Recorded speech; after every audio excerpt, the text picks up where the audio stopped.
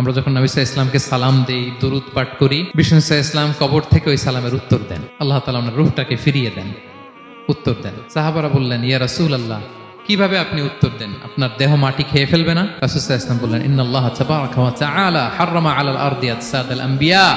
আল্লাহ তাআলা নবীদের দেহকে নষ্ট করা মাটির জন্য হারাম করে দিয়েছেন। কোনো মাটি কোনো নবীর দেহকে টাচ করতে পারে না, নষ্ট করতে পারে না। নবীরা কবরে জীবিত, সেখানে সালাত আদায় করে, তাদেরকে স্পেশাল রিজিক দেওয়া হয়। এটাকেই বলা হয় হায়াতুন নবী।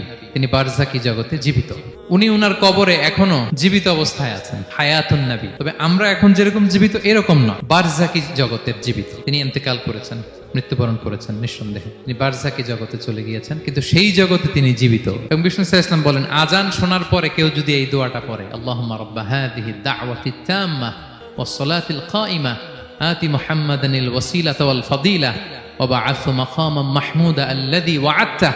এই দোয়াটা যে পড়ে আজান শোনার পরে, বিষ্ণু সাল্লাল্লাহু আলাইহি ওয়াসাল্লাম বলেন, হাল্লাত লাহু শাফাআতি ইয়াউমাল কিয়ামা। কিয়ামতের দিন তার জন্য সুপারিশ করা আমি নবীর জন্য ওয়াজিব হয়ে যায়। যারা পড়েন না পড়বেন।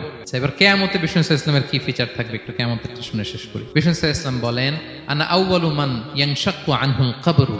কিয়ামতের দিন ময়দানে মাহশারে, হাশরের ময়দানে সর্বপ্রথম আমি কবর ফুঁড়ে উপরে উঠে দাঁড়াবো। কে উঠে দাঁড়াবে?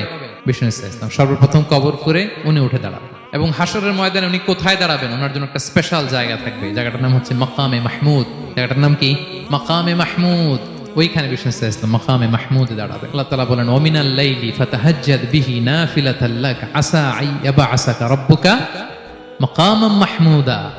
ওখানে বিষ্ণু সাল্লাল্লাহু আলাইহি ওয়াসাল্লাম দাঁড়াবেন, মাকামে মাহমুদে তিনি সিজদায় লুটিয়ে থাকবেন। এবং সেদিন তিনি সুপারিশ করবেন, সাহিবুশ শাফাআ, তিনি সুপারিশ করবেন। অন্য কোন নবী সুপারিশের সাহস করে স্পর্ধাও দেখাবে। আদম আলাইহিস সালাম, নূহ আলাইহিস সালাম, ইব্রাহিম আলাইহিস সালাম সবাই একজন আরেকজনকে রেফার করে, একজন আরেকজনকে রেফার করে, আমি পারবো না।